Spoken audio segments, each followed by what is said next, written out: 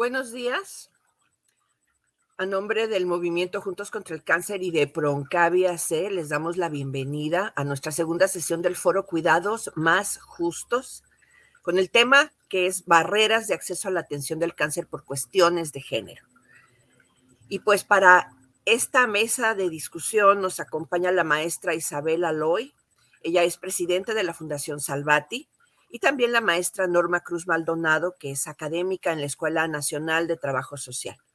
Para dar inicio, vamos a ver ahorita un video que nos comparte Comuese de una de estas posibilidades de problemas que se presentan por cuestiones de género en la atención de pacientes. Le agradecemos a Carmen Trujillo de esta asociación Comuese que nos explique algunas de las barreras que enfrentan las mujeres con cáncer cérvico-uterino.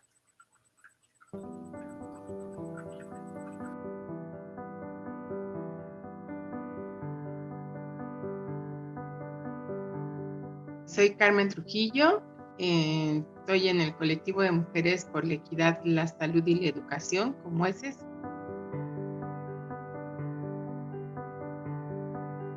Principalmente pues el hecho de ser mujer, ¿no? Esta parte de la vida sexual, en donde si las mujeres no tienen un poder, no pueden tomar decisiones sobre su vida sexual, pues se ponen en riesgo de la infección del virus del papiloma humano, que es el precursor del cáncer cervicuterino. O sea, muchas veces los hombres solo son transmisores y las mujeres somos quienes las padecemos, ¿no?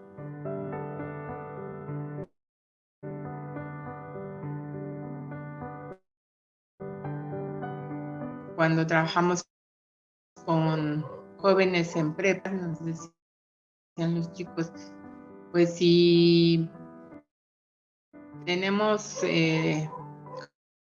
convencemos a las chavas de que no usen condón, pues es mucho mejor, ¿no?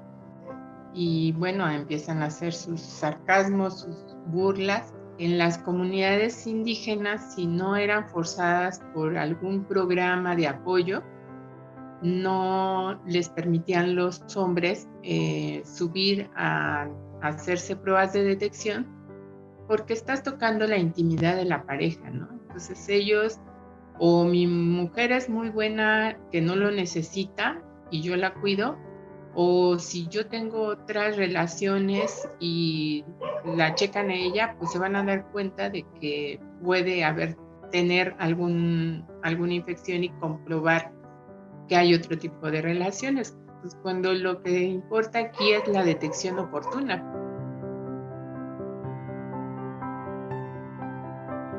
A menos recursos, pues también menos calidad de vida, que eso te vulnera tu situación de salud, al no estar bien nutrida, al no poder exigir una protección, porque también a menos recursos, también muchas veces es menos educación.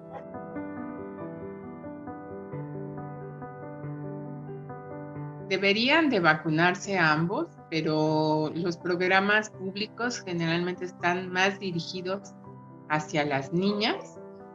No siempre tienen acceso a la vacuna. Hay como nada más periodos o campañas.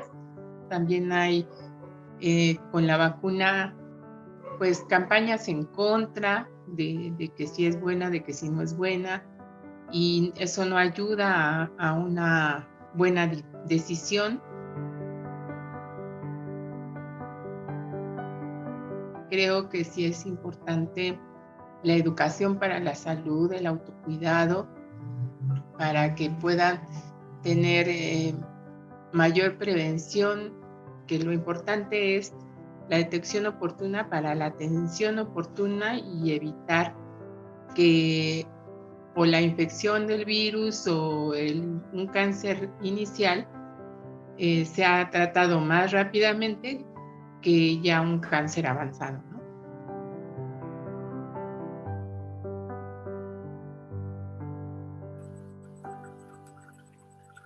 Bueno, muchas gracias a Comuese por haber compartido a través de Carmen estas palabras. Y bueno, recuerden que ustedes pueden hacer preguntas, comentarios. Nos interesa mucho su participación, que nos digan qué piensan de estas barreras de género que hay para la atención en salud, sobre todo especialmente en cáncer. Vamos a pasar ahora a la presentación de Isabel Aloy. Ella nos va a también hablar desde su perspectiva y su experiencia lo que ha vivido en este tema. Adelante, Isabel. Muchísimas gracias, Edith. Gracias a todos los que están acá atrás tras bambalinas y gracias a ustedes que nos están escuchando. Creo que es un tema importantísimo este que estamos hablando hoy, porque en los diferentes tipos de tumores hay secuelas, efectos secundarios de los tratamientos que muchas veces no se habla de ellos. Y algo muy importante aquí es que tiene que ver en la mayoría de los pacientes con cáncer de mama, aunque también en cánceres cervicuterino, ovario, próstata, todos los cánceres donde se tenga que radiar o tengan que quitar ganglios, ya sea de la axila o de la ingle, tenemos el riesgo de que en algún momento el brazo, la pierna se hinchen. Y una de estas secuelas se llama linfedema. El linfedema es un tema muy poco tratado.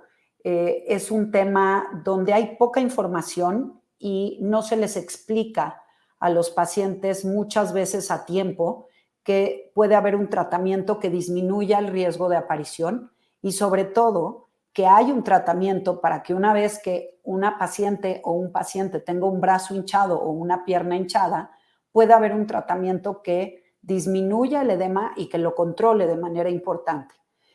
Este tema del linfedema, normalmente quienes somos los responsables de dar estos tratamientos somos los fisioterapeutas, pero los fisioterapeutas tenemos que estar especializados en tratamientos oncológicos. Y así como el linfedema, también vamos a ver secuelas como obviamente dolor después de una cirugía, sensibilidad de más o de menos, tenemos fatiga, que también la podemos mejorar de forma importante, incontinencia cuando hablamos de algunas cirugías, ya sea de cervicuterino o de próstata, ovario, dependiendo de qué cirugía se hagan o qué tratamientos tengan. Todas estas secuelas son muy poco, digamos, detectadas a tiempo. Tenemos pacientes que llegan con brazos que pesan más de 10 kilos, más de 20 kilos, porque nadie les dijo que había que ir a terapia especializada o llegaron a una terapia no especializada que no pudieron, obviamente, mejorar. Entonces, algo que oímos mucho de nuestras pacientes en Salvati, que es la fundación que tengo el gusto de presidir, cuando llegan con nosotros, es esta calidad de vida que tengo realmente está haciendo que no viva en mi vida diaria normal, que no pueda trabajar, que tal vez no pueda hacer las cosas que hacía con mis hijos, no pueda hacer labores de casa. O otra cosa importante, que la información sea la errónea. Muchas veces a las personas, a las pacientes que tienen cáncer de mama les dicen que una vez que las operaron ya no pueden volver a hacer sus actividades de la vida diaria. Y realmente eso no es cierto. Se puede hacer las actividades, pero con ciertos cuidados. O sea, realmente sí podemos tener una mejor calidad de vida. De todas las secuelas o efectos secundarios de los tratamientos, podemos ver que son pasajeras, pero el linfedema es una enfermedad que una vez que aparece no tiene un tratamiento, por ejemplo, de tomarse una pastilla y que se quite. Es un tratamiento que va a ser de por vida, tienen que estar con un especialista y aquí les quiero mostrar una foto de lo que es un linfedema. Algo importante sobre el linfedema es que el linfedema no aparece de golpe. Si ustedes ven aquí, los linfedemas van por etapa. Primero empieza en una etapa 1, que es un linfedema muy suave, que lo podemos ver en la foto donde dice etapa 1. En esa foto, si vemos la comparación entre un brazo y otro, no es tanto, pero ahí una de las cosas que sucede es que las pacientes se van a acostar y en la mañana amanecen mejor, porque obviamente cuando están acostadas mejora la circulación. Entonces no le dan mucha importancia o llegan con el médico y le dicen, oiga, se me hinchó el brazo, pero se me quita. Entonces en ese momento, pues menos importancia se le da. O le dicen, vaya a comprar una manga. Nunca una paciente tiene que ponerse una manga cuando tiene el brazo hinchado, porque lo que va a suceder es que se va a hinchar la mano, porque ya el sistema linfático está obstruido. Entonces, si tienen el brazo hinchado, lo primero que tienen que hacer es ir a terapia, disminuir el edema y ya después se pone una manga, ¿ok? ¿Qué tipo de manga? También es algo bien importante, no todas las mangas son para todas las pacientes. Entonces no pueden estar pasando una manga de un lado a otro o llegar a una tienda simplemente a comprar una manga, porque hay que ver si se necesita un tejido elástico, no elástico, de qué tipo de compresión, de qué tipo de manga. Igualmente cuando hablamos de medias, las medias también tienen que tener una compresión precisa para cada uno de los pacientes. Si el linfedema no se trata, va a ir creciendo y por eso llegan las hinchazones, los edemas, a tamaños tan grandes, porque como no llegan a terapia a tiempo o no llegan con los terapeutas especializados, lo que sucede es que sigue creciendo. Por eso llegan a medir o a pesar mucho el brazo, la pierna, y obviamente esto hace que disminuya la calidad de vida del paciente.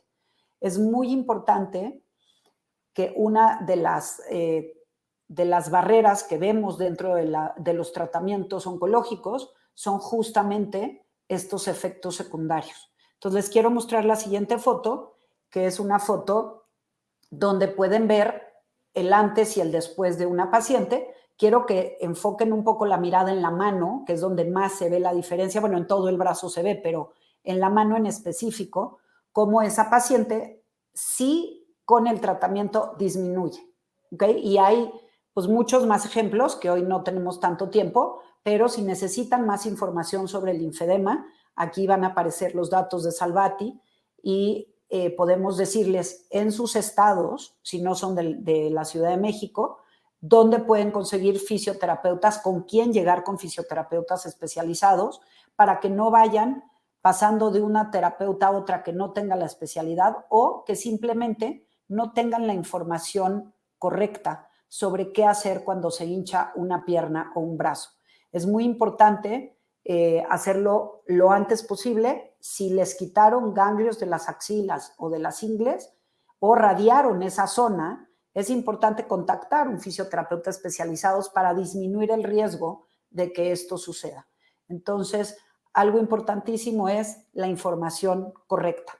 No es correcto que no puedan hacer nada y tampoco es correcto que compren una prenda de compresión, ya sea media o manga, sin que alguien les dé una receta específica de qué tipo, cuánta compresión y qué tipo de tela necesitamos para estos casos.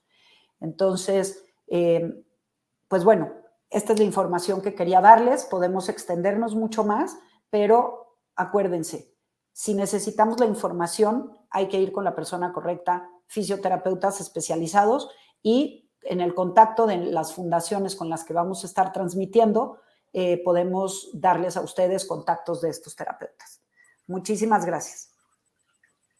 Gracias a ti, Isabel, por haber compartido esta información. Y bueno, hay que recordar que la igualdad de género en la salud significa que las mujeres y los hombres se encuentran en igualdad de condiciones para ejercer plenamente sus derechos y su potencial para estar sanos. Y en el tema de salud tenemos que hablar también de la vivencia que tiene el hombre o la persona cuando va a consulta y cuando tiene también que enfrentar una enfermedad de este tipo. Y para ello, pues contamos con la participación de Luis Armando Gaspar de la Asociación contra el Cáncer Testicular, hablando sobre las necesidades que tienen los jóvenes con esta enfermedad.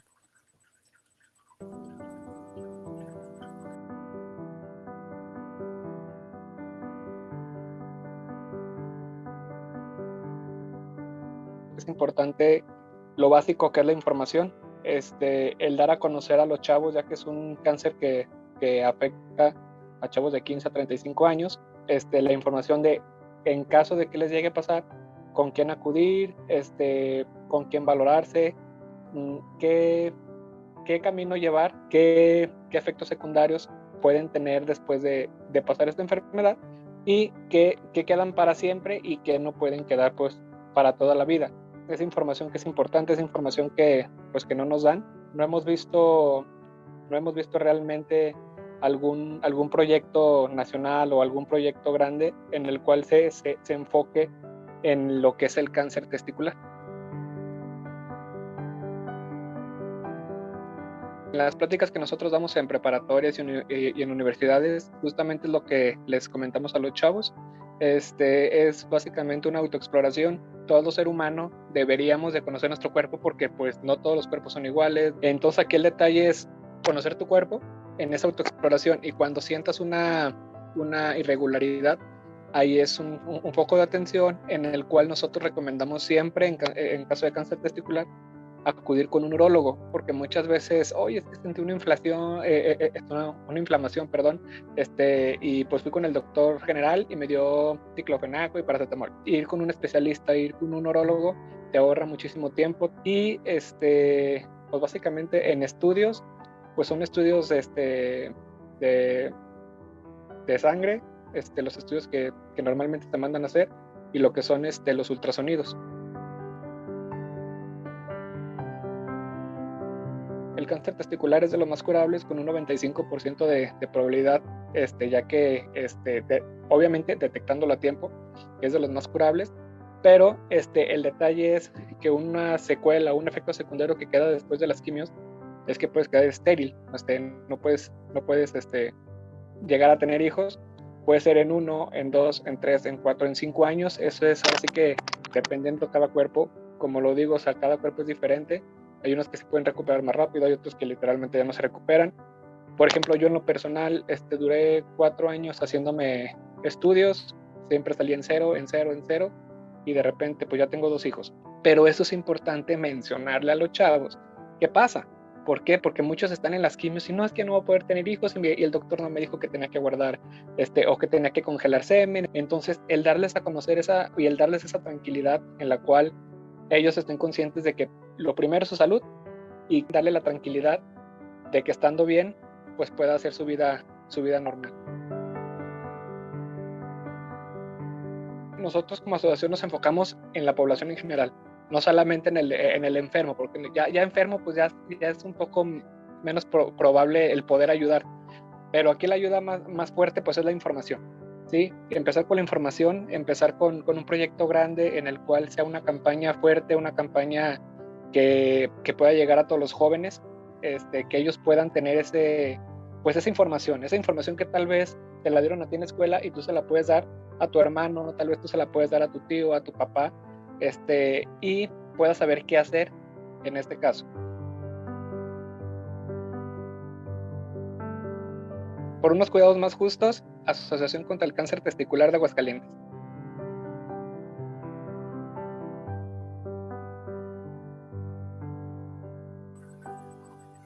Muchas gracias a Luis Armando Gaspar por compartirnos su testimonio y parte del trabajo que ellos hacen en Aguascalientes en relación a cáncer testicular.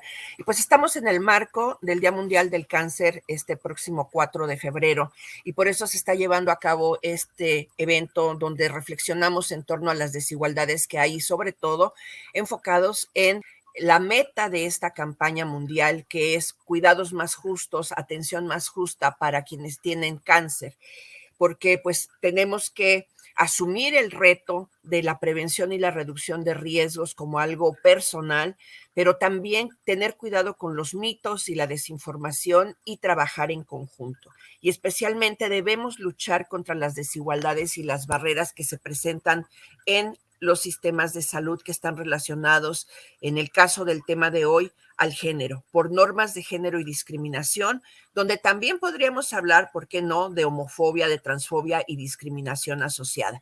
Y si revisáramos lo que implica la política de igualdad que nos marca la OMS en relación a la equidad que debe haber en el sistema de salud, pues tenemos que hablar de esas diferencias en cuanto a las necesidades en materia de salud, al acceso y al control de los recursos, ya que estas diferencias deben abordarse con el fin de corregir los desequilibrios entre hombres y mujeres. Y ya hemos tenido desde 3 perspectivas diferentes esta información con quienes han estado compartiendo desde lo muy particular de su trabajo en sus instituciones, pues lo que ellos han visto o ellas han visto en el tema de salud. Y ahora pues vamos a escuchar a la maestra Norma Cruz. Ella desde la perspectiva de trabajo social, pues nos puede hablar de cómo ha documentado este proceso en la desigualdad en la atención de pacientes oncológicos. Maestra, gusto en saludarla. Adelante. Muchas gracias, querida Edith.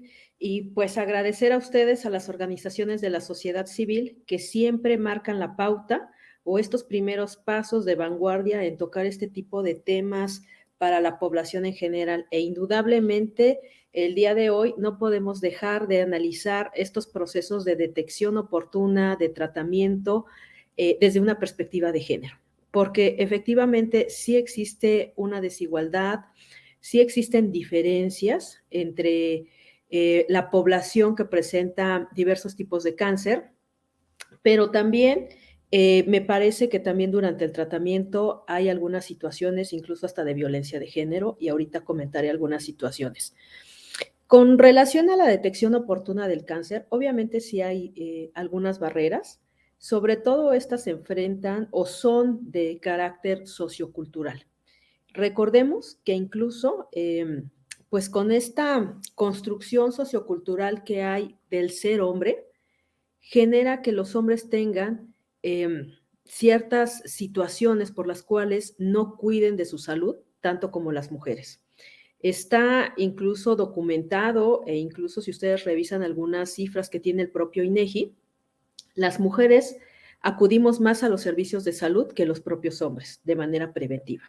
Y en el tema de cáncer testicular, cáncer de próstata, pues indudablemente en donde pues uno de los elementos en los cuales se construye esta cultura machista del hombre, pues obviamente impacta en sus aspectos socioculturales, del poder, de la virilidad, de temas, por ejemplo, como la procreación, que indudablemente les genera algún tema relacionado a tratar de evitar a realizarse estas pruebas preventivas para esta detección oportuna.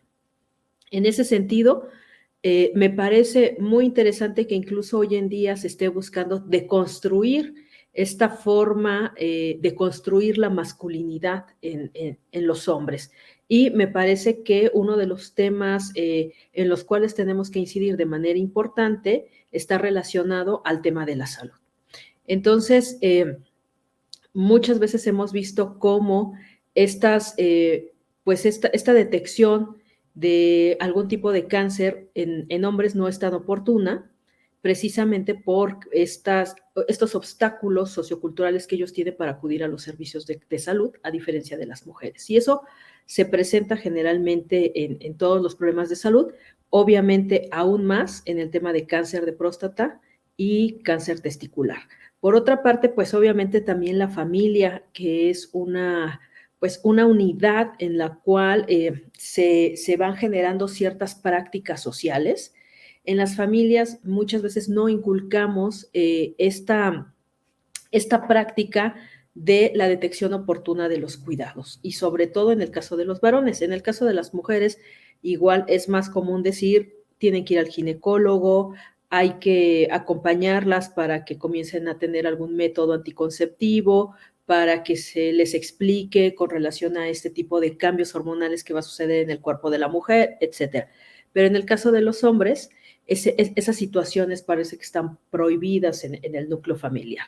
Y lo hemos visto porque hemos realizado algunos estudios con relación a esta detección oportuna de ya sea de cáncer de mama o de cáncer de próstata, y vemos cómo en la familia el tema de cáncer es algo prohibido, el de las prácticas relacionadas a la prevención o detección de enfermedades también es algo que no se toca. Se pueden tocar otro tipo de temas, pero este tipo de situaciones la familia las posterga para poder hablarlas. Nosotros hacíamos un estudio con relación al tema de cáncer de mama y la detección oportuna que hacen las mujeres universitarias, y veíamos que un número importante de alumnas tenían o conocían dentro de su familia que alguna de las mujeres, ya sea su abuela, su tía, sobre todo, e incluso su madre, había tenido algún proceso de cáncer de mama.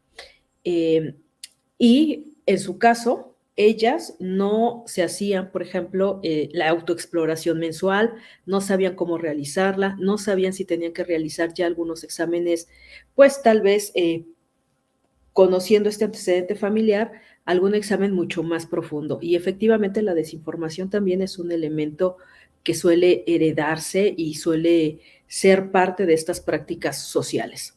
Por otra parte, también hemos identificado que estos temas de género están presentes también en los procesos de atención y rehabilitación de los y las pacientes. Por ejemplo, en el caso de cáncer de mama, en algunas entrevistas que nosotros hemos hecho a mujeres que han atravesado por esta enfermedad, que han estado bajo tratamientos de quimioterapia, de radioterapia, en las cuales han perdido un seno o dos o alguna parte de estos, suelen generarse procesos de violencia simbólica, no tanto de violencia física, pero sí de violencia simbólica con lo que sus parejas les dicen con relación a estos cambios físicos que acontecen en las mujeres derivadas del tratamiento. Entonces, me parece que los temas de sexualidad, de esta nueva forma de volver a mirar a tu pareja como una pareja sexuada, con interés sexual, es algo que también en ocasiones poco se trabaja con la población que llega a tener estos tratamientos con cáncer y es muy difícil reencontrarse en el tema de la sexualidad con sus parejas. Y lo que ocurre en ocasiones es tener estas situaciones, estos actos de violencia simbólica, como, por ejemplo, palabras en el sentido de decirles a las mujeres que huelen a medicina, que pues obviamente tienen temor a tocarlas.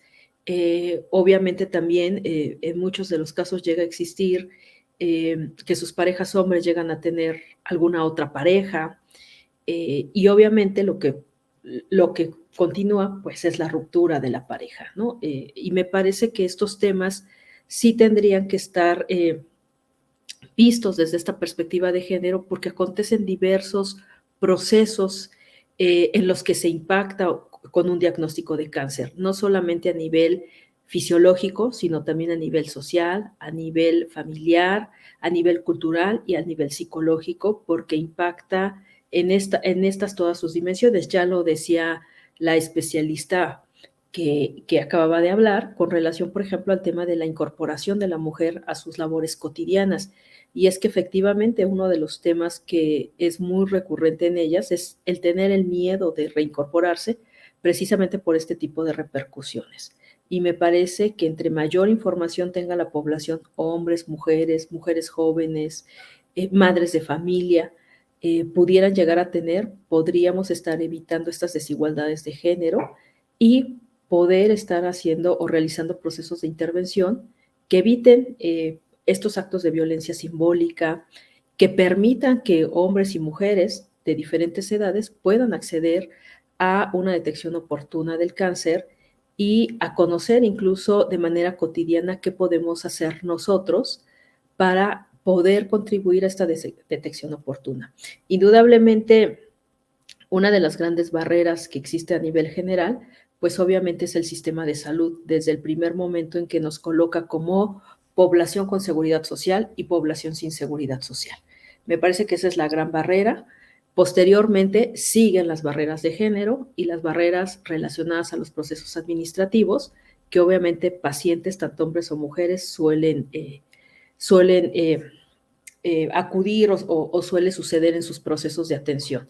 Pero ya con relación a los tipos de cáncer, sí hay algunas barreras en particular con temas de género y que sí es importante tener en la mira, trabajar con quienes presentan algún tipo de cáncer testicular, de próstata, o trabajar estas estrategias de detección oportuna desde una mirada de género, porque tenemos que deconstruir ese machismo en el que históricamente los hombres de nuestra sociedad mexicana han sido educados. Y uno de ellos, indudablemente, va a ser el tema de la salud.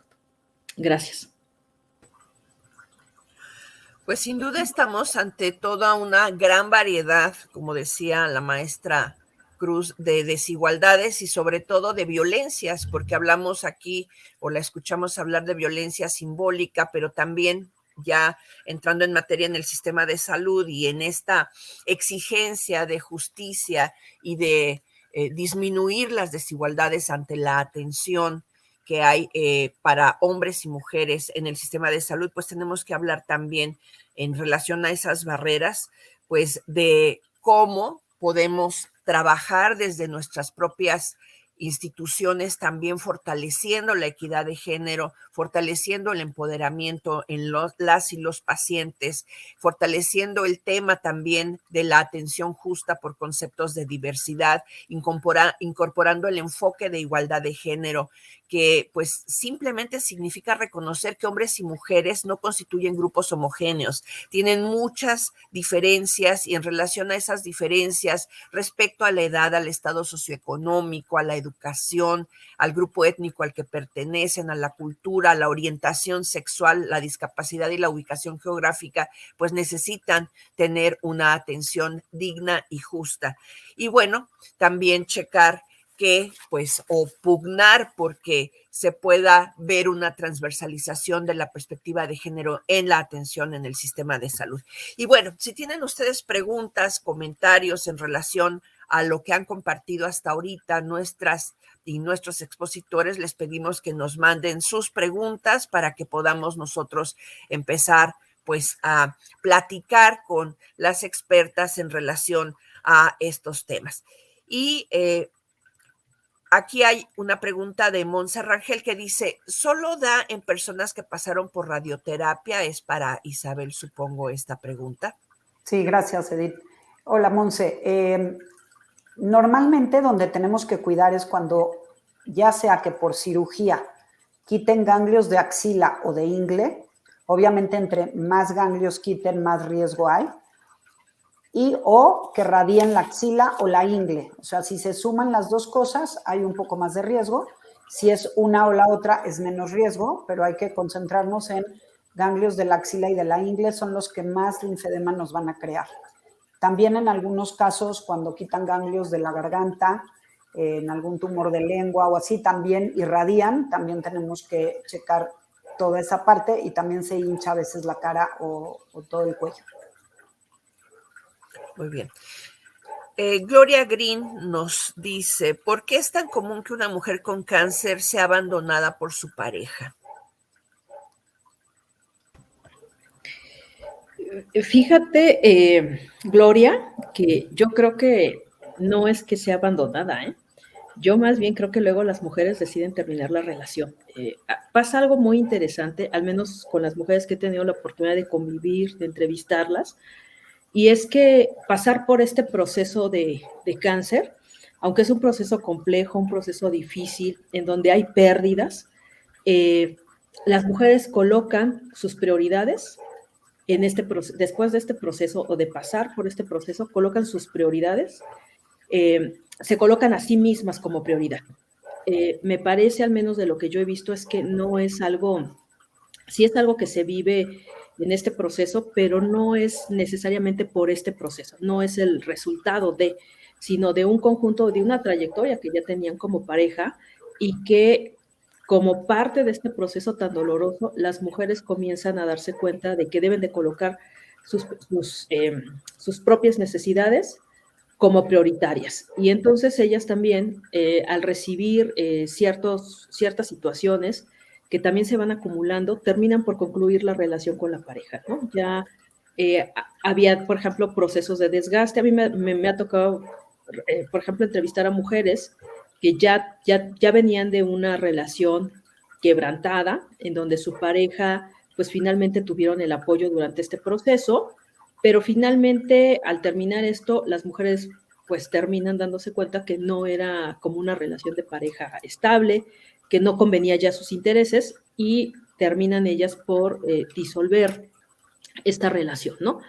Me parece que es, insisto, un conjunto de situaciones que se presentan y finalmente no es tanto el abandono de ellos, es más bien ellas deciden terminarlo porque con esta enfermedad incluso también hay un elemento bien interesante dentro de los grupos de sobrevivientes de cáncer, es que, y sobre todo pasa mucho con las mujeres, que las mujeres, bueno, no me gusta el concepto, pero es un poco lo que se había estilado a utilizar, se empoderan o comienzan a compartir intereses con otras mujeres, comienzan a identificar que hay otros elementos de vida en los cuales ellas pueden participar, como puede ser, por ejemplo, en asociaciones civiles, acompañamiento a otras mujeres, comienzan a tener redes de apoyo más solidarias y eso les permite a ellas generar otros procesos de independencia e incluso es muy interesante porque hay mujeres que, por ejemplo, algunas del Estado de México que me ha tocado a mí entrevistar,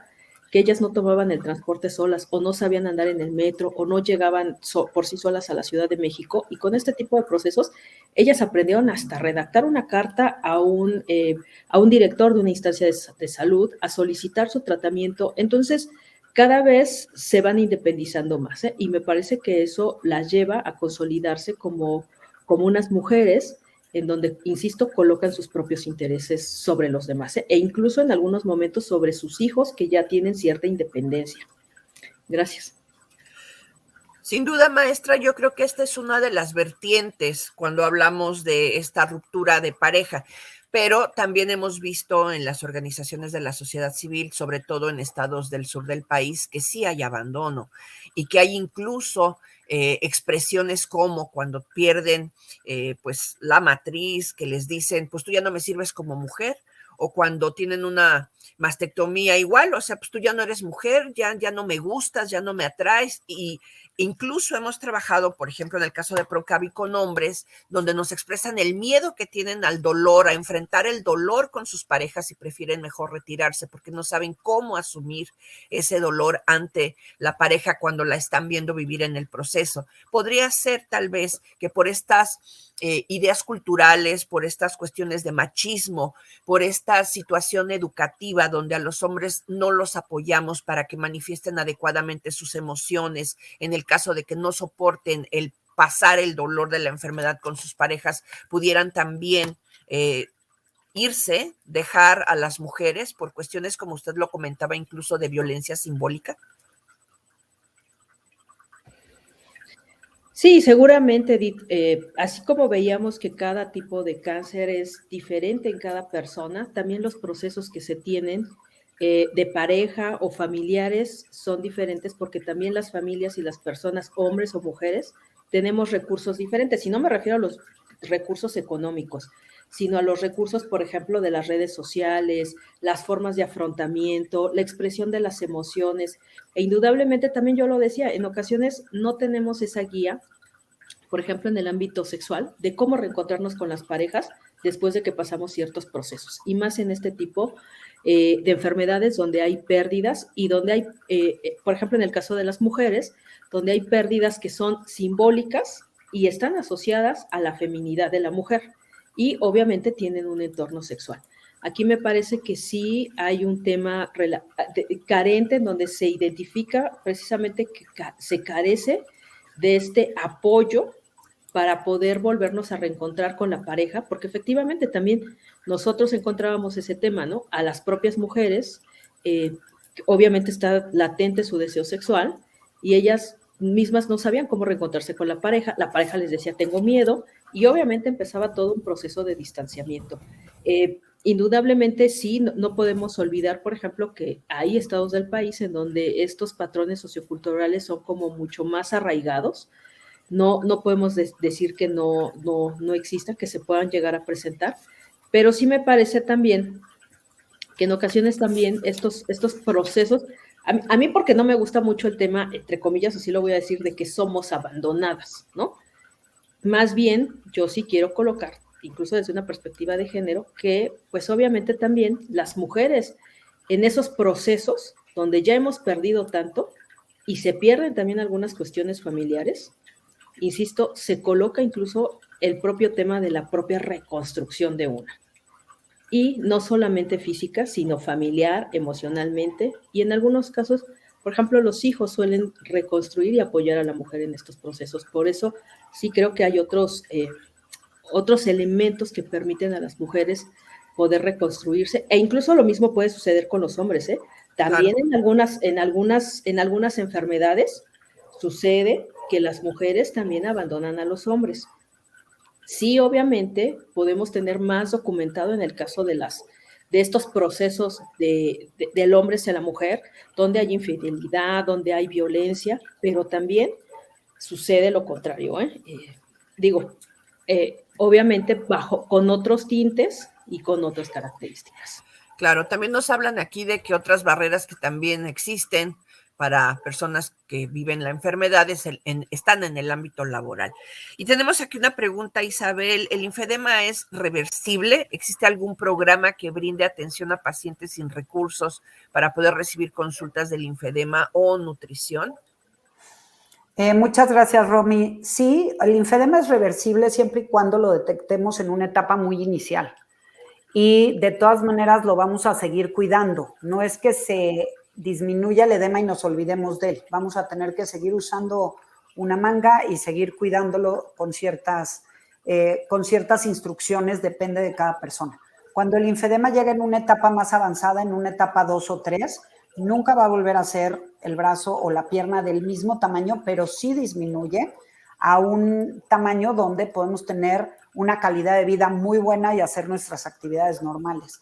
La otra parte, sí hay un programa, tenemos un programa en Salvati AC, que tenemos en México, en Guadalajara, en Cancún, en Mérida, y también tenemos alianzas, por ejemplo, con Proncavi en Tijuana, donde podemos dar el tratamiento a pacientes que vienen de hospitales de gobierno para rehabilitación, nutrición y apoyo emocional. Entonces, aquí vas a ver cómo van a pasar los datos de contacto y en los lugares donde no tenemos alguna asociación, sí podemos contactarnos con fisioterapeutas y también ver la forma de poder apoyar a los pacientes. Sí, de hecho, les recomendamos que busquen en Juntos contra el Cáncer el grupo de organizaciones de todo el país que pertenecemos a esta red para que puedan de manera confiable buscar la que les quede más cerca y que les asesoren y les den toda la información que requieran, aunque tal vez esa no sea la especialidad específica de la asociación, pero sí tiene la posibilidad de referirlas con una asociación que sea la adecuada para la atención. Y hay otras preguntas para Isabel también. Tenemos aquí, a ver, nos dicen que ¿qué sucede si alguien usa una manga inadecuada con el brazo inflamado? Lo dice Eugenia María López. Tenemos también aquí que Regina Álvarez habla de que su mamá fue diagnosticada con cáncer de mama desde el primer momento. Hay que iniciar terapia para prevenir linfedema. Y de una vez la tercera pregunta relacionada, dice, a mí me operaron de cáncer de mama, estoy en la quimio todavía, pero me da dolor en mi brazo. Yo sigo mi vida cotidiana, hago mis quehaceres, pero ya cuando termino me duele mi brazo. Ok, muy bien. Entonces, lo primero es, la respuesta es sí. Si tuviste una intervención de cáncer de mama, lo ideal es que busques un fisioterapeuta especializado. Uno, para ver si realmente necesitas cuidado del linfedema, porque puede ser que no hayan quitado demasiados ganglios o no vaya a haber radioterapia y no lo necesites, pero sí necesitas esa ayuda para que eliminemos el dolor y podamos lograr los movimientos que teníamos antes, la fuerza que teníamos antes y aprovechar para empezar a hacer una vida más saludable en cuestión de ejercicios. Eso por un lado. La otra, si usamos una manga equivocada, es mejor no usar nada, porque cuando tenemos el brazo hinchado, si le ponemos presión, lo que va a hacer es que el líquido linfático ya no sube hacia la axila, se va a ir a la mano. Entonces se va a hinchar la mano y eso después cuesta mucho más trabajo. Si no tienen un especialista que los guíe, que les dé tratamiento antes de ponerse una prenda de compresión para bajar el edema, es mejor que no usen nada. Entonces, por favor, contacten un especialista para que no pasa nada si no usan la manga un tiempo. Recuerden que el linfedema no viene de golpe, no es que aumente de un día a otro 20 centímetros, va empezando poco a poco. Lo que sí les recomiendo es, en cuanto sientan que ya se hincharon, ya acudir a una terapia y ahí les van a decir primero qué van a hacer y hasta después les van a poner una prenda de compresión. Muy bien, aquí Isa Puente dice, le encanta el enfoque y menciones inclusivas que hace la maestra Norma Cruz Bravo. Y yo creo que también, maestra, aquí nos hace un comentario Carmen Trujillo, dice, en los hombres por una creencia relacionada con la sexualidad no se hacen la revisión de la próstata y en comunidades indígenas ni siquiera saben de esta revisión. Bueno, yo creo que ustedes dos son especialistas y han convivido mucho con pacientes con cáncer y sabrán que hay muchos mitos, no solamente de por qué no se hacen las revisiones, sino incluso para los tratamientos que hay alrededor del tema de cáncer, que eso incluso llevaría a otro tema en donde también es interesante dialogar o reflexionar sobre estos tratamientos alternativos que pacientes de todos los tipos de cáncer llevan a cabo de manera paralela al tratamiento médico que siguen. Obviamente sí, efectivamente hay mitos en torno a la realización de este tipo de pruebas para la detección oportuna, pero me parece también que hay grandes mitos alrededor de ciertos tratamientos que todavía finalmente no se comprueba su efectividad, ¿no? Como el uso de ciertos licuados. A mí me ha tocado observar que casi todas las pacientes que han tenido cáncer pasan por beber licuados con un animal, no lo voy a decir cuál para no repetir esos patrones, pero compran cierto animalito y lo espolvorean en sus licuados. Y me parece que eso es un tema que nos da mucho para reflexionar, indudablemente, sobre estos tratamientos alternativos que se llevan de manera paralela. Bueno, en toda esta experiencia, tanto profesional como de vida, que yo creo que en algunas organizaciones más que en otras hemos visto también cómo hay prejuicios incluso en el personal de salud. No necesariamente, pues ahorita nos hemos enfocado a qué hacen o no hacen las personas que viven la enfermedad, pero hablando en el tema de los profesionistas que están al frente de los servicios de salud, pues tenemos que hablar de diversidad y de cómo se ha manejado el tema de la atención a personas de transexuales o homosexuales. No sé si tengan ustedes alguna experiencia en este tema, porque creo que ahí todavía tenemos más problemas en relación a las desigualdades.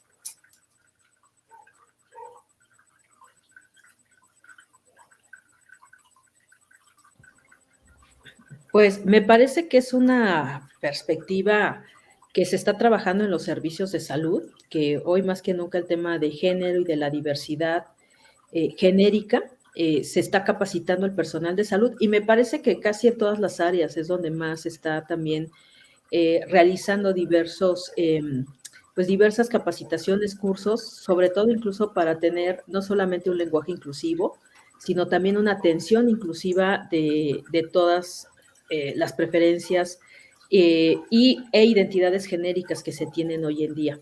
Efectivamente vamos avanzando, tal vez en el tema de lo social, avanzamos lentamente, pero vamos avanzando, no solamente con las capacitaciones hacia el personal, no solamente del personal de salud, sino incluso hasta los propios policías que están en la entrada de las instalaciones, de las unidades médicas, pero vamos poco a poco y eso cada vez se va a ir viendo más en los servicios de calidad y que también pues hay algunas situaciones que ahorita pues cada vez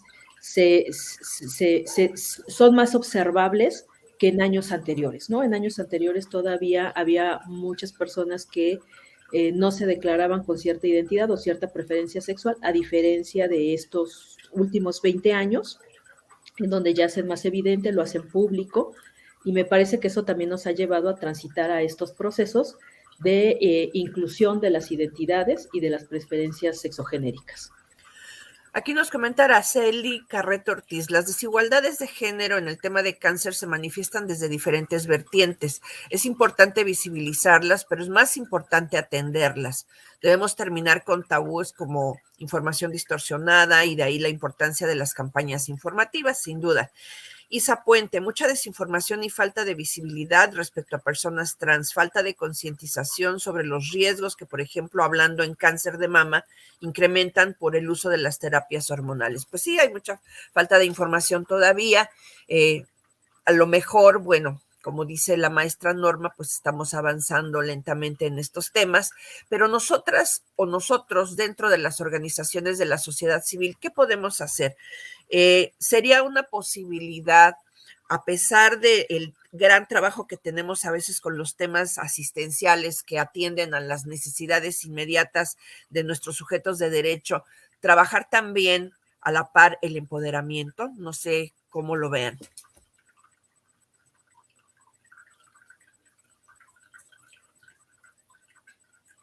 Isabel, no sé si tú nos puedas comentar algo. Sí, por supuesto, con mucho gusto. Yo creo que parte del trabajo que estamos haciendo día a día y sobre todo con nuestras pacientes o nuestros pacientes que llegan a las clínicas es justamente darles la información correcta, completa sobre todos sus tratamientos. Y sí nos damos cuenta que llega gente con muy poca información o que tienen muchas dudas y pues los médicos no tienen tiempo tal vez de resolverlas en hospitales donde tienen muy poco tiempo con cada paciente, ¿no? Por la cantidad de pacientes que hay. Y la otra es cuando un paciente tiene la información correcta, puede justamente tener este poder de poder también intervenir dentro de su tratamiento y tomar decisiones con el médico. Creo que la parte de empoderamiento básica es la información completa, la información correcta y la información también de hacia dónde moverse dentro de las instituciones, porque también esta parte que las asociaciones estamos apoyando de forma importante es la movilidad dentro de los hospitales, con quién tienen que llegar, qué tienen que hacer, no esperar cuando tienen algo que tienen una necesidad importante. O sea, realmente sí, el empoderamiento para mí es tener la información correcta sobre tu enfermedad, saber a dónde te tienes que referir y, por supuesto, siempre buscar la salud, porque es un derecho. Pues muchas gracias. Estamos concluyendo así este foro, esta plática desde diferentes vertientes. Queremos dar las gracias a quienes participaron esta mañana compartiéndonos toda su experiencia y sus puntos de vista relacionados al tema de hoy. Y pues aquí tenemos los datos de contacto. Si quieren ustedes ponerse en contacto con alguna de las asociaciones, pues aquí los van a poder ver en pantalla. Gracias Isabela Loide Salvati, a la maestra Norma Cruz de la UNAM, a Luis Armando Gaspar de la Asociación de Cáncer Testicular y a Carmen Trujillo de Comuese por haber participado. Recuerden que seguimos con este evento que dura toda esta semana en el marco del Día Mundial del Cáncer y tenemos más actividades. Seguimos con las actividades en la tarde y tenemos el Facebook Live de necesidades en la atención del cáncer de acuerdo a la edad a las 5 p.m. hora del centro del país. Así es que sigan con nosotros, participen y muchas gracias por haber estado esta mañana acompañándonos en esta transmisión.